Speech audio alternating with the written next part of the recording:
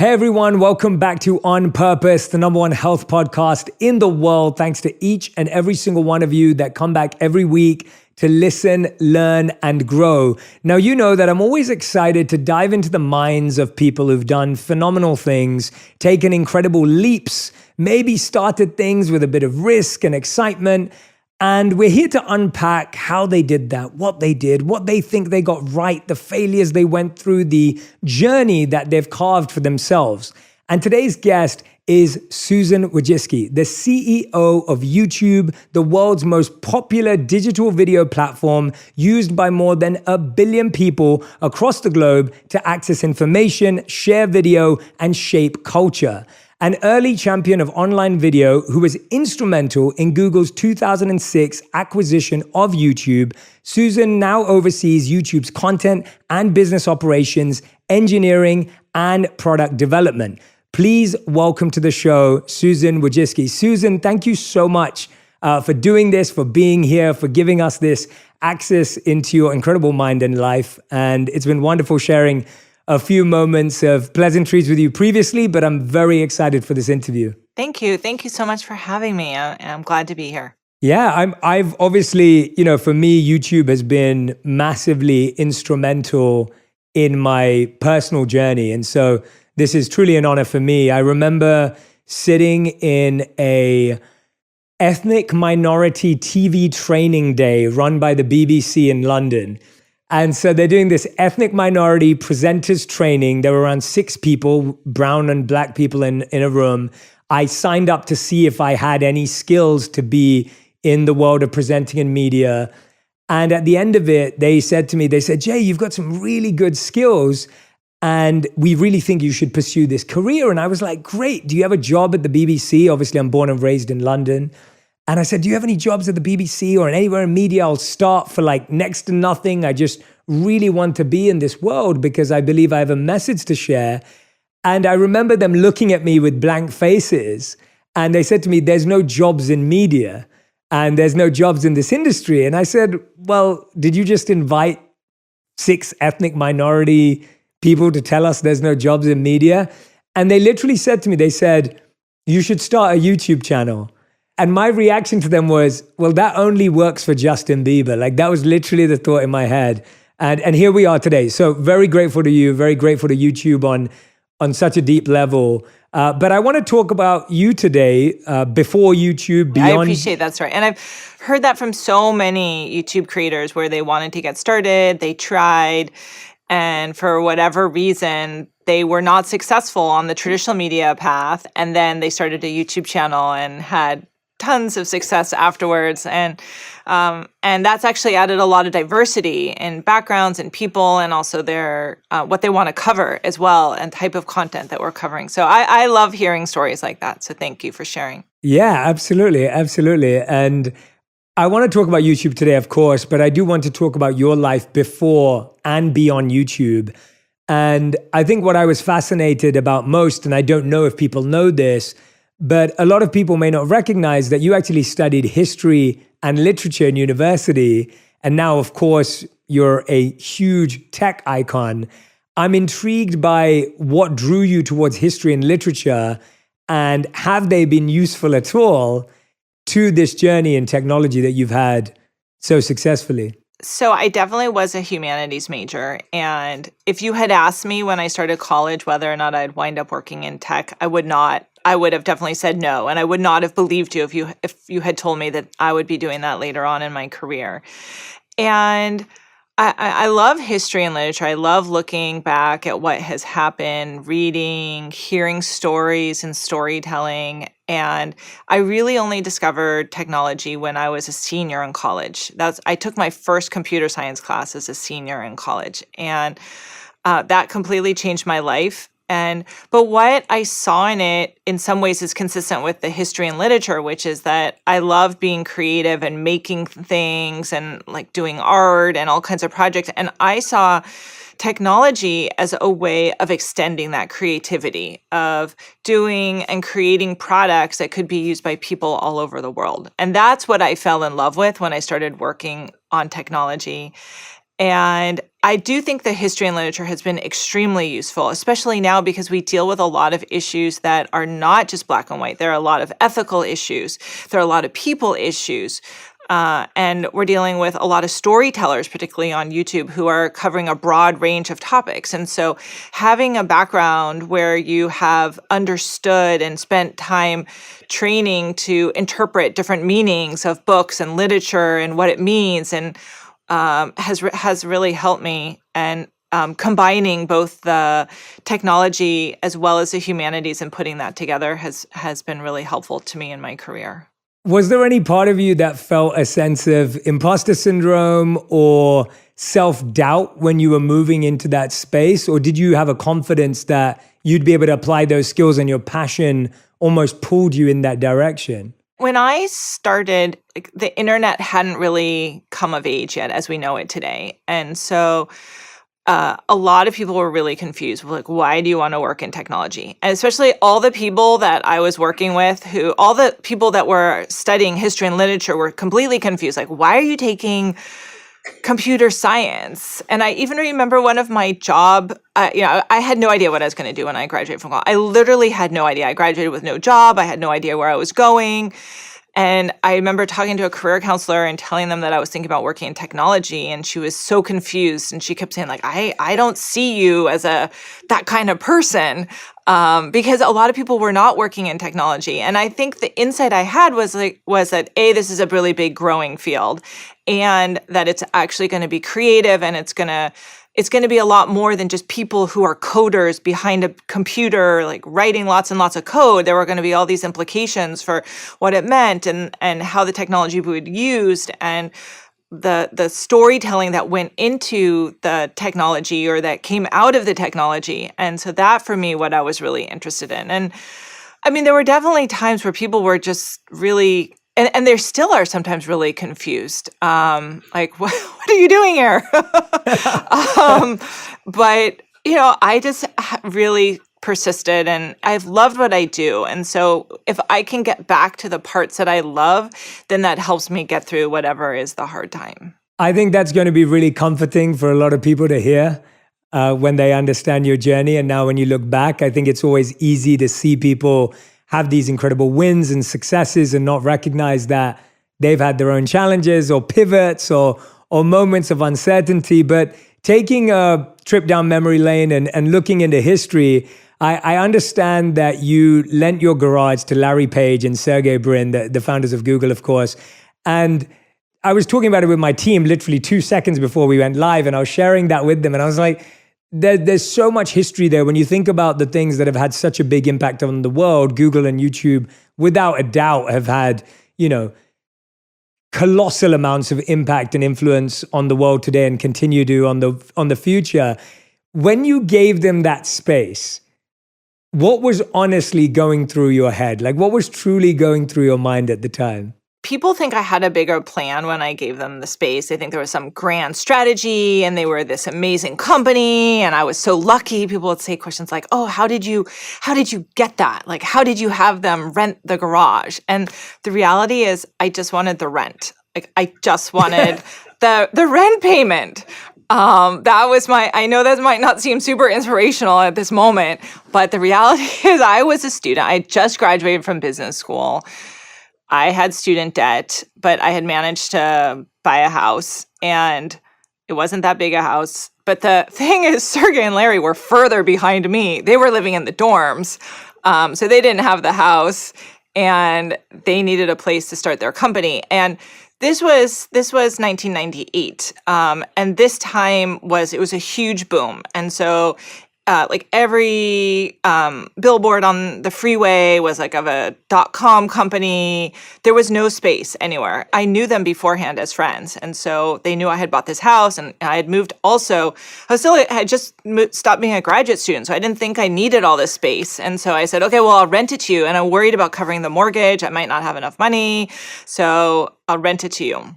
And they moved in and it was, it was actually pretty fun. That's amazing. I actually prefer that answer. That's a brilliant answer, and it's so relatable and believable. And now I think you're going to inspire a lot of people to let people rent their spaces just based on that story. So if you have founders come knocking at your door, everyone's going to be like, yeah, sure, you can have my space. Hoping. That's amazing. I think one of the most favorite moments in a YouTuber's journey is getting their plaques for reaching these milestones with a letter signed by you. And of course, you initiated the proposal of acquiring YouTube back in 2006. That sounds like a much more intentional, focused, strategic decision than letting Larry and Sergey rent space. So tell us about what was going through your mind at the time, because again, I think it's so easy to look at YouTube today and say, oh, of course it was going to do well. And, but there were so many other platforms. How did you know that YouTube had this potential, or what did you see that was happening culturally in the world, not even in technology? What was happening in culture and consumer behavior that made you understand that YouTube was going to be something different? At the time, no one was sure what was going to happen. There were not a lot of believers. In fact, there had actually been a really well-known article that had been published the week before we bought YouTube that said only a moron would buy YouTube. And that was actually a headline news story that ran. And they didn't understand user-generated content. They didn't understand that average people can post content and have that be really successful, and that other people would want to see it. And that was something that I was lucky I had some understanding of it, because Google had been working and we had built a product called Google Video. And so Google Video, I had seen two different things that really led me to being sure that YouTube had a future. The first of which was that people wanted to share their stories. So we said, upload your content here. We didn't guarantee that they were going to have views or revenue or any of the things that we guarantee today. And yet all these people would upload and share their videos. So there was just something very human in people wanting to share and connect, be found, be understood. And then and I think that that's reasonable. I think people generally understand that people want to share their stories. But what really surprised me and was less understood was that people want to see other people's stories, right? And this was a time where all there was, the only thing we knew was studios and highly produced content. And so suddenly you have somebody and they're filming in their bedroom, or they just upload something of them doing something funny in their backyard. And a lot of traditional media people thought that this was really low quality content, because the content had been produced by people who were not professionals, without the same type of cost or studio equipment, but yet it was really, really compelling. And so what mattered is people loved it. And we saw, we had one hit, and this was the first one that really convinced me, was we had these two students. They were singing in their dorm room. They have their roommate in the background doing his homework throughout this entire performance. And it just brought a smile and a laugh to everyone's faces. And we got millions of views. And I realized that anyone can have a hit. And as a result of that, YouTube will create this new form of content, and there'll be a lot of success for that going forward. Yeah, I love hearing that, because I do think that it is a surprise seeing how much so many technologies have had to come together to make it a success too. The access to making high quality video, or even video from your bedroom. I mean, even how that's evolved at the same time, and to see that all coming together, and people today, I think, being attracted more to that authentic content, more to that relatable content, more to that person next door content is really fascinating. I mean, you're running the most famous video sharing platform in the world. It sounds like an exciting, stressful, hectic job.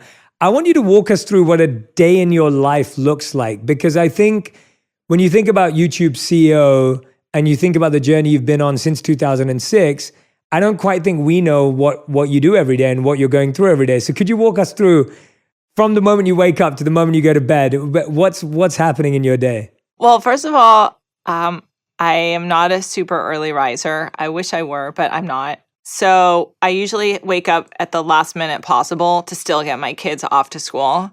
And I try to wake up, get breakfast, everything ready. Then I need to exercise every morning. If I don't, I'm really grumpy. I need that fresh air and exercise, stretching, just some opportunity to connect with nature and do something physical. And then I go to work, now with COVID and hybrid and everything. Sometimes I'm working at home, sometimes I'm working in the office. And there, I'd say my time is really focused on what I think is most important for me to get done as the CEO of YouTube. And that is a variety of different aspects. I'm going to start with one of them is to meet with my key reports and understand what they are all working on. And to review the future products that we're building and understanding where is YouTube going. So I should understand what is YouTube going to look like, not today, but what it looks like a couple of years from now. And are we positioned based on what's happening in the external environment to be successful? So if I look at the future and estimate this is what the future holds in 2 years or 3 years, are we set up to be successful then? And in order to do that, I need to know a lot of times what's broken within the company today. And what I worry about the most often is when there's something really important for us to get done that nobody in the company is working on. Generally, our core parts of our business, we have really great people and they're smart and they know everything, better than I do. They do it all the time. But there can be gaps that companies have, and those gaps can cause big issues if you don't address it. So in some level, I'm looking at what's broken, where are the gaps, how can I help fix it, and make sure that we're set up for success in the future. And then I go home and I have dinner with my family. And my kids tell me all the ways I'm screwing up probably. We have dinner and put them to bed. And I usually read, I try not to do too much email at night because I find otherwise I get really wired and I can't go to bed on time. So I like to read, have a chance to reflect on other things before I go to bed. Has that changed over time, Susan? Do you think there was a point in your career where you were more focused on sending emails in the evening and having to do that? Has that balance changed over time? Or is that something that has always been that way where you've been good at kind of trying to shut off, at least as we all try and attempt to do that? Yeah. Well, so when I first joined Google, just to really date myself, because I've been at Google now for 23 years, we actually didn't have the ability to read emails at home when I first started. That was and now I see that was a blessing, but we got over that pretty quick. One of the things that has helped me, and I believe has given me some of the longevity, because tech, you can really burn out in tech. You can overdo it, work really hard, and then say you need a break. And what has helped me in many ways is the fact of how I've balanced my work and my family. And in many ways, the fact that I have always had to be home for my family has made it be that I have to have hard stops in terms of my work.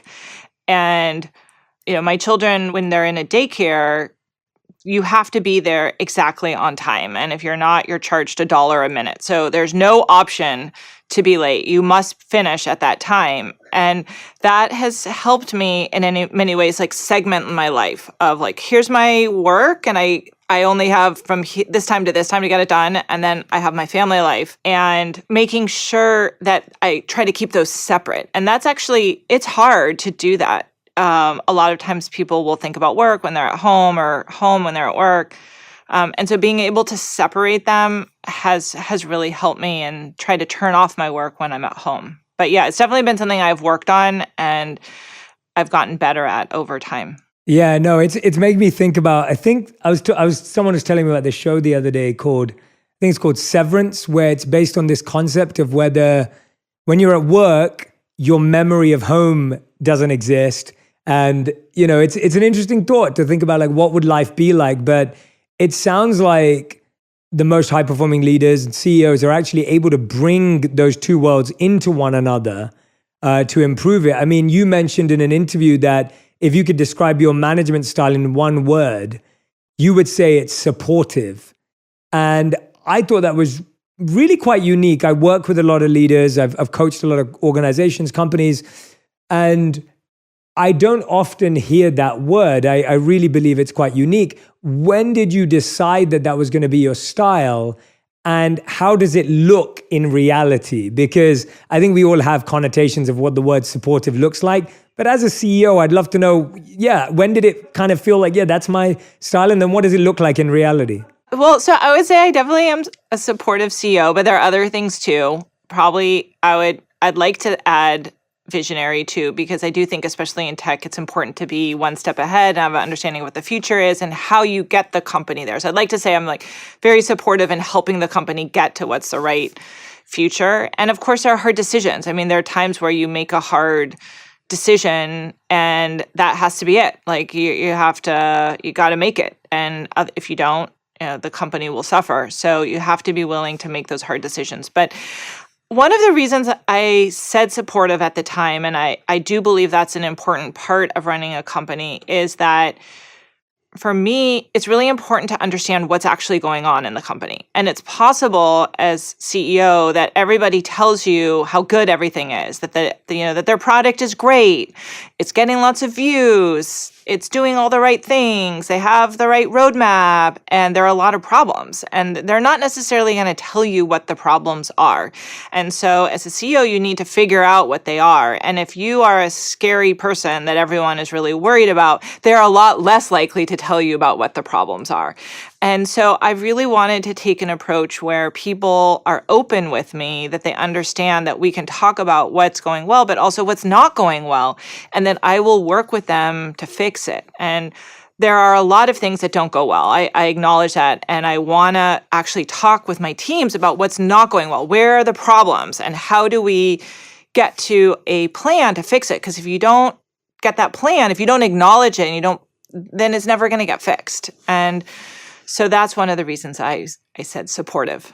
Yeah, I find that refreshing. And definitely, I think the balance of maintaining leadership, but also being supportive and being able to talk about and receive feedback on what's not working requires a lot of adaptability. It requires a lot of openness as well. And so, I can feel that may be challenging to definitely practice on a day-to-day basis. I mean, how do you communicate to someone on a day-to-day basis that you're there for them, that you're supportive, you're open, you're approachable? Like, what does that look like? Or how do you make someone aware of that? I was really lucky. I was able to work with this person named Bill Campbell. And if you look up like the coach of Silicon Valley, you'll read about Bill Campbell. And I was fortunate to work with him for many years. He also was a coach to Larry Page and Sergey Brin and the Google management team, and also Steve Jobs. They were very close, and he would always say it's all about the people. That was one of his big lines, is that you really have to get to know the people. And he would talk about when you have your one-on-ones, you need to take them really seriously, and you need to get to know the people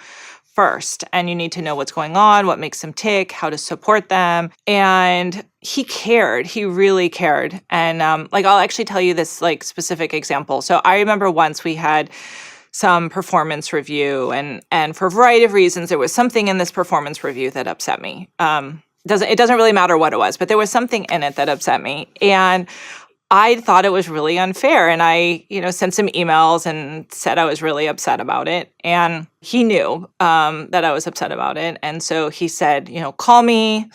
I want to talk to you about it. And of course, I wasn't calling him back. And at 11 o'clock at night, he called me at home. Because he was just, by the way, I was leaving on vacation the next day. He called me at home because he really cared. I knew he cared about me.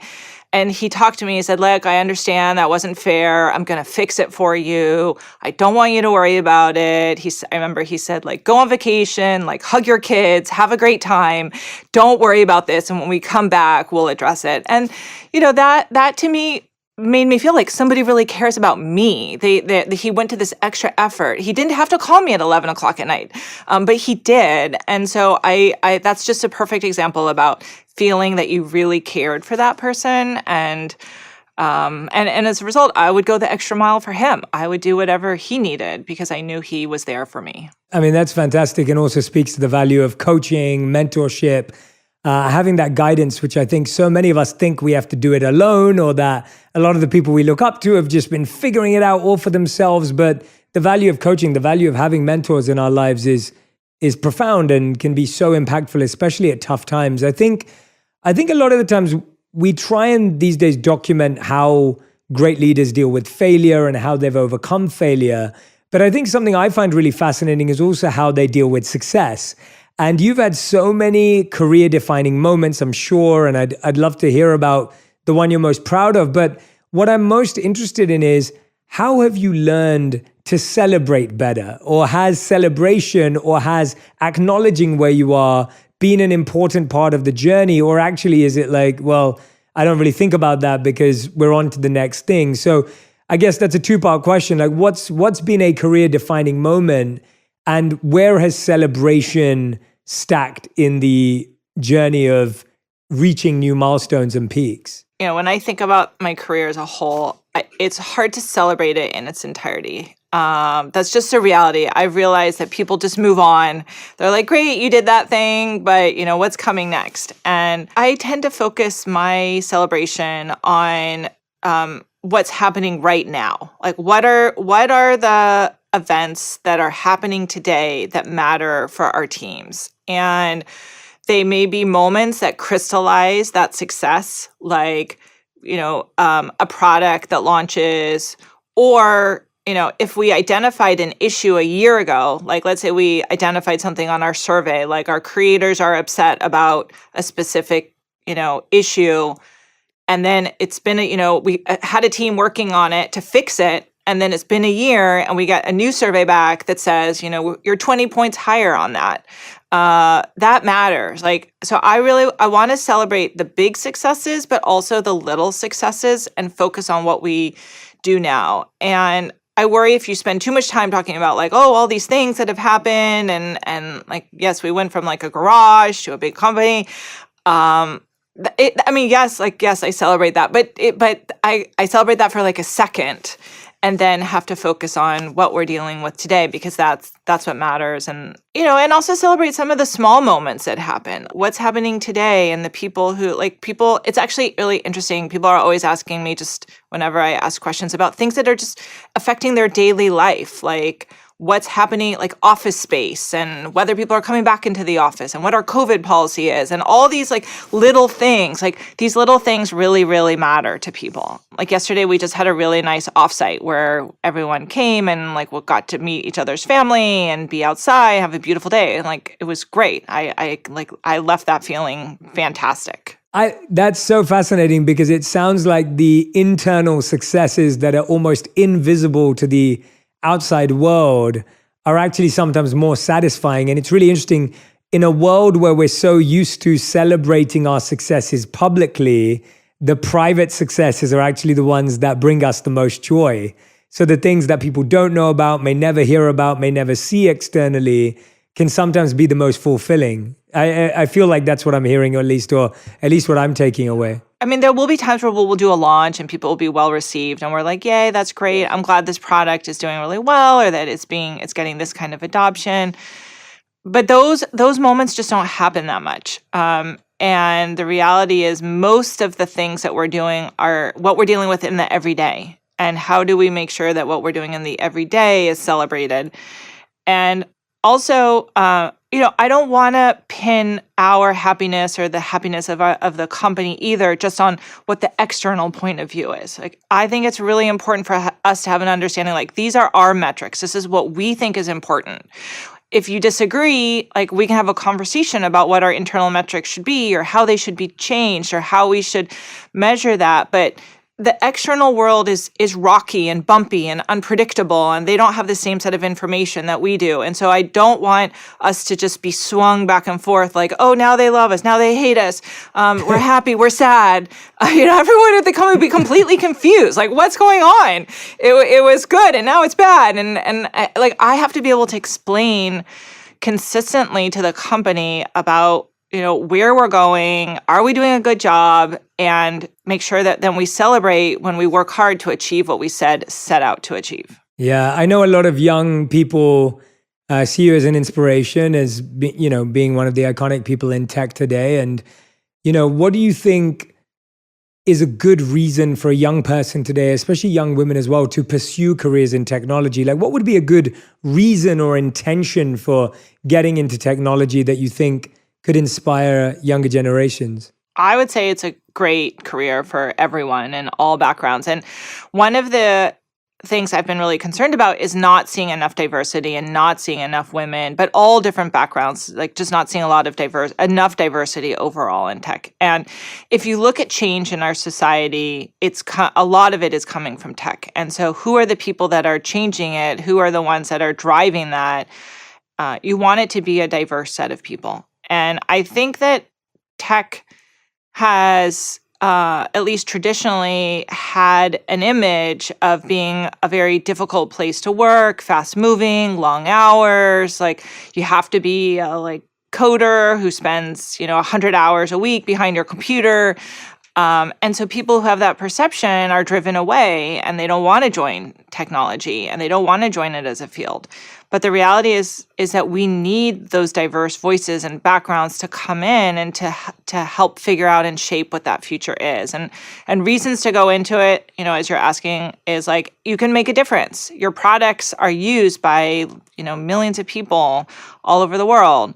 It's a good career. There's always going to be demand for your skills. And I think it's a really important area for us to have more diversity. I think computer science should be taught to everyone at school. And the reason that it's not taught at school right now is basically because there are not enough resources. Like there's not enough computers, there are not enough computer science teachers who can teach it. And so as a result, it's given to a smaller set of people and it's harder to get those skills. And then a lot of times, like the introductory, computer science course is not really as introductory as it really should be. And so people join it and think it's hard and they're like, oh, this is really hard, and they drop out. But I think it should be taught everywhere, and the introductory class should truly be introductory. And if you did that, a lot more people would understand, like, oh, this isn't that hard. I can do it. I can get jobs. I can make change. I can be part of this trend and industry and make a difference. And that would be really welcome. Yeah, I mean, how far, obviously the tech industry's changed so much while you've been in it. How much further do you think it has to go? Like, what is that change that's needed? What are the shifts that are required to get it to where you see the future of it? And how much has it progressed during the time you've been in it and leading? Well, it's definitely changed a lot since I've been in it. I mean, I know that from when I started till now, the industry is much bigger, but it is a much more diverse industry. And I would say I do see change across the board. Like if you look at who's taking the intro to computer science class and you look at the percentages of how many women are graduating. If you look at most universities, one of their biggest classes now is the introductory to computer science class. And that is just, and in fact, a lot of schools are saying oh my gosh, we have too many computer science majors. We want people to go back to study the classics and, humanities.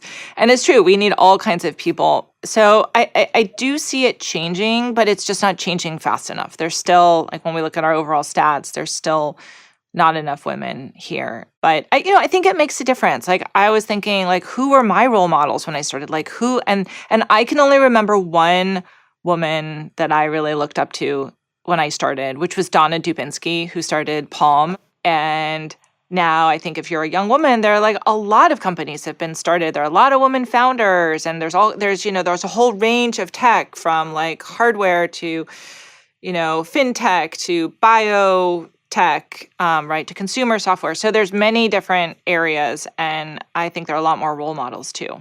How do you find, as the CEO of YouTube, when you're playing this role, I feel like, as you were saying, the industry is moving so fast. There's so many things constantly changing.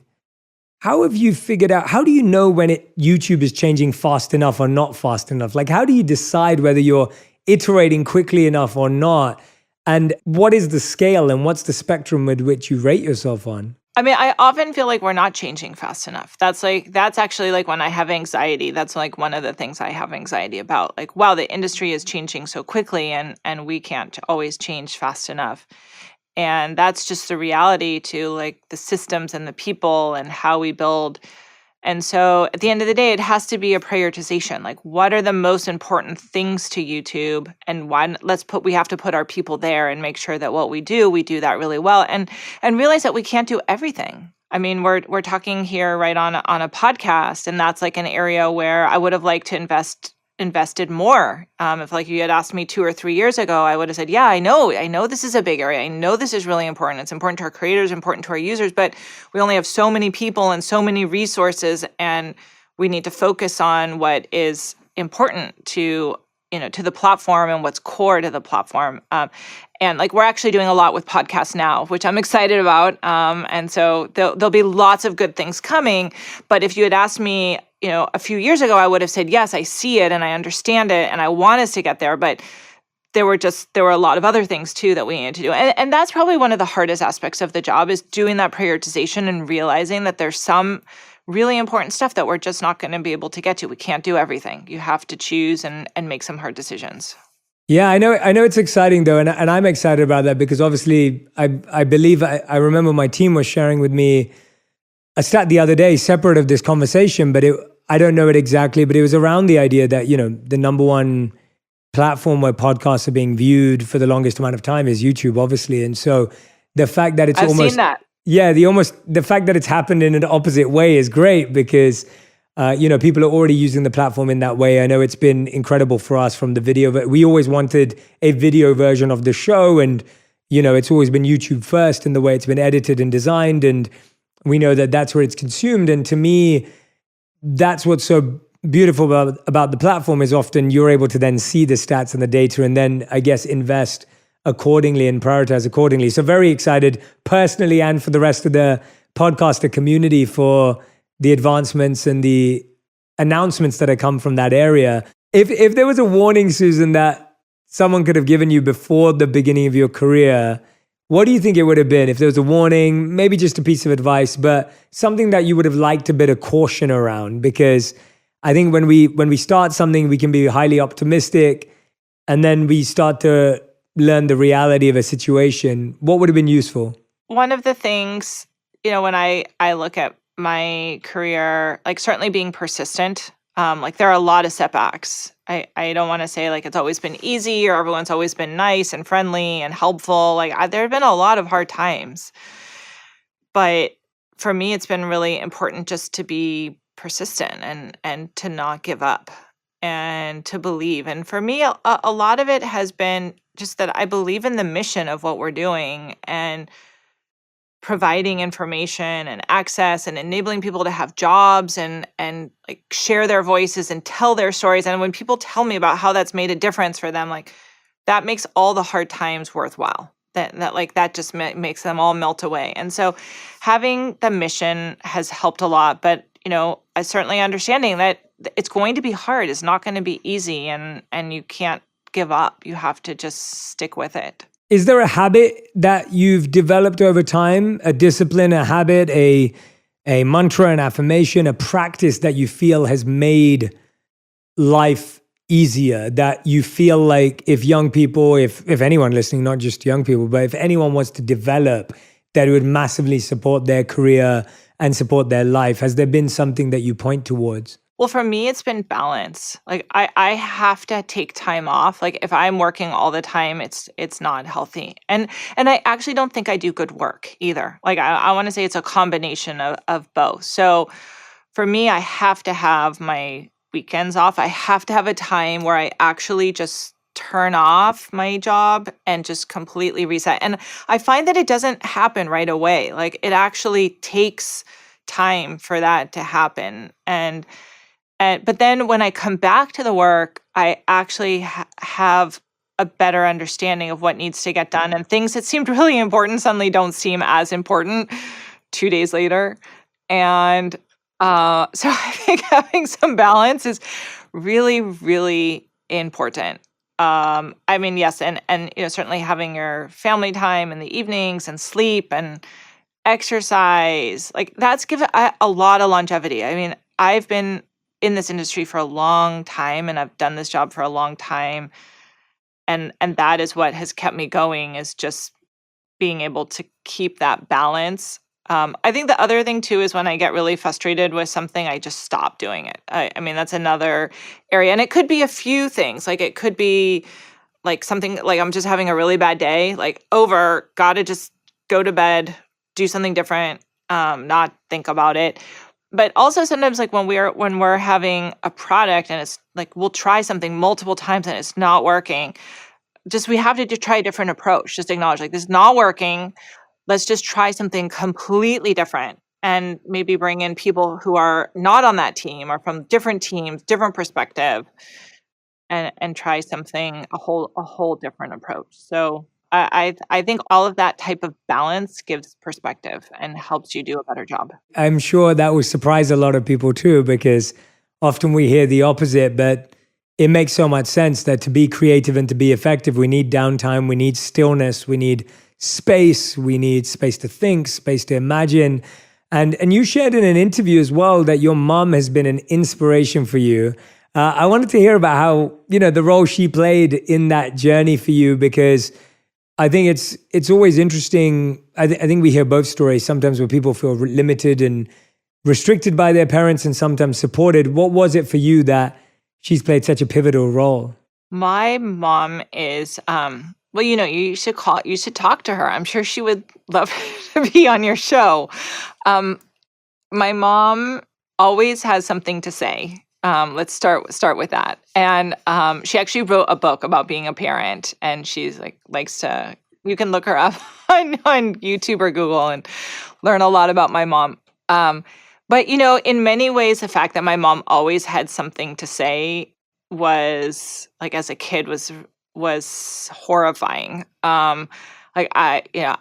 She would.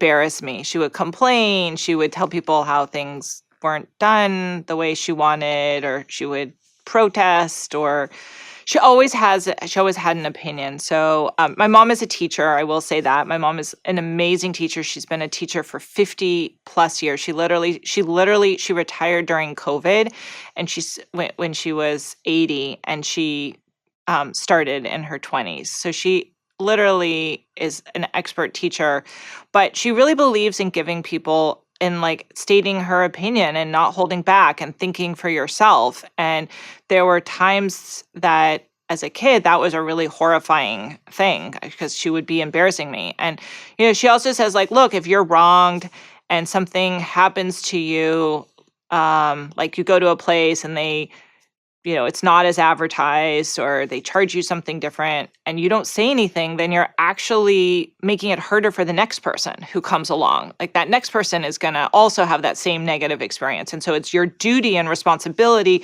to speak up and to try to fix it. And so as a kid, I was always like worried, like what was my mom going to say and do? And but that helped in many ways, because in business you have to be willing to speak up and say what you think and not be afraid if people are criticizing you. And so in many ways I was like inoculated against being embarrassed as a kid, because I was embarrassed so many times. She I think also just taught me to like think for yourself, that if people are saying things that don't make any sense, you should just think for yourself and believe in yourself and believe what you think, and not just go along with what's a common thought. And she's done a really good job, and she's really innovated a lot in the field of education herself, by not going along and thinking her own ways about how she got her students to think for themselves. She's a journalism teacher, so she's gotten a lot of students to write stories and to question and to ask hard questions, and then be willing to say it and to write it. And that has gone a long way. She has a big fan club of students. That's incredible. I wonder how, when you became a mom, how did that change your view about your relationship with your own mom, but then also your relationship to work as well? Well, my kids they have lots of stories about their grandmother. And, I think being a mom, gives you appreciation for your own mom, right? Because you realize, like, oh my gosh, this is so hard. And you start thinking, like, what did my mom do well? What do I want to incorporate? And I'll say, like, what I learned from my mom was just the fact that she believed in her kids, and believing in your kids, and not necessarily expecting them to fit into an established mold. Like, everybody has to be the same. Everyone has to do, like, their, the same classes and go to the same school and get the same grades, right? Like, everyone is an individual. Your kids are not necessarily like you, but you still have to support them to just be whoever they are, even if that's nothing with, like, what you are, and support them. And so, like, my oldest kid was really into magic for a while, right? Like, I know nothing about magic. I love magic too. Now I have a lot of appreciation for magic. And actually, I've changed in the sense where now I actually am really thankful when my kids come up with some interest that I know nothing about, but they want to learn about. Like, how do I get into that with them? How do I support them and go on that journey with them? But I believe I got that from my mom, which was just supporting people on who they are and believing in them, that they can accomplish, even if it's different than what the established norm is.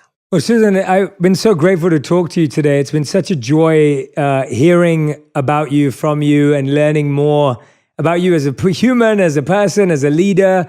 And we end every On Purpose episode with a final 5. These questions have to be answered in 1 word or 1 sentence maximum. So 1 word to 1 sentence.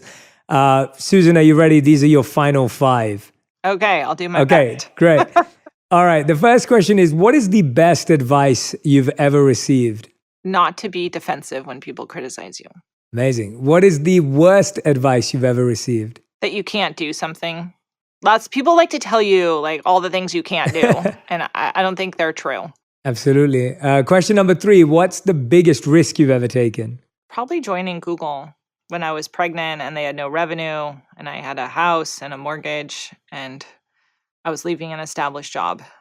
Amazing. Question number 4, what would you say has been your biggest failure on this journey? I would just like to have more free time. That's one of the things, like, even though I really try to create balance, I still need even more time than I probably have given myself. I can relate in my own way too. So I'm with you on that one. 5th and final question. If you could create 1 law that everyone in the world had to follow, what would it be? Well, I would love, at least in the US, what we don't have that is we have in many other countries, is for there to be paid family leave. And to have early childhood education. And I've personally seen, like, how important that is, and it's something that we don't have for a lot of working moms. And I really think it would make a huge difference to be able to, and working families across the board, like, everyone is impacted. So, like, really supporting our youngest citizens, how to make sure that they have the right time and support. So those are things I would love for us to have. That's a fantastic answer. Susan, it's been incredible.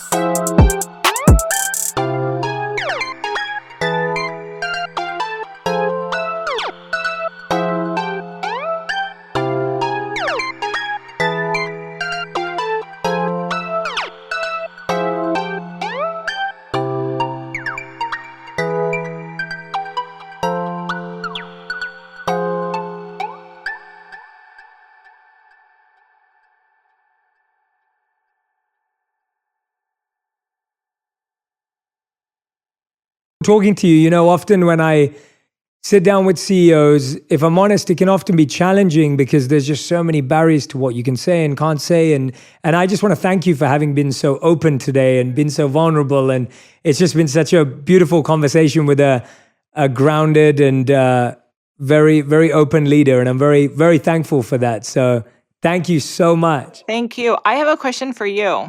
Please.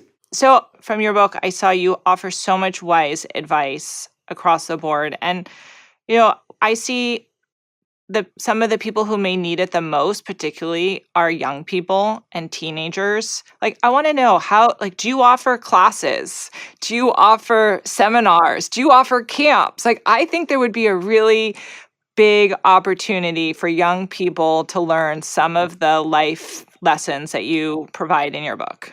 Well, first of all, that's very kind of you. Thank you so much. And I'd say that currently, the part of my work that we've focused on up until this point has definitely been aimed at people 18 years and older. And at this point in my life, I'm definitely starting to work with far more younger audiences and younger teens because I see the need for that. And I've always wanted to do that. I think that some of the themes that we've covered up until now are often realized at a later age and stage, whether it's passion, whether it's purpose, whether it's challenges through work and relationships. But we are, as we speak, we're currently working on a lot more programming around those ages. So, I would love to partner with you, figure out a way to work together to do that more, because that's where my heart is too. And I too share that belief and value that you stated around really investing in our future leaders, and not just saying that and talking about it, but really giving them access to those insights and ideas. So it's right there, and we're right on the cusp of doing that. Okay, good. No, I think it could be really valuable, especially the pandemic has been so hard for a lot of young people. It seems like you have a lot of really valuable tools to help people adjust with challenging situations. So, well, thank you so much for having me. Thank you so much to you and your team, and thank you for your time. And I hope we get to hang out when you're next in LA.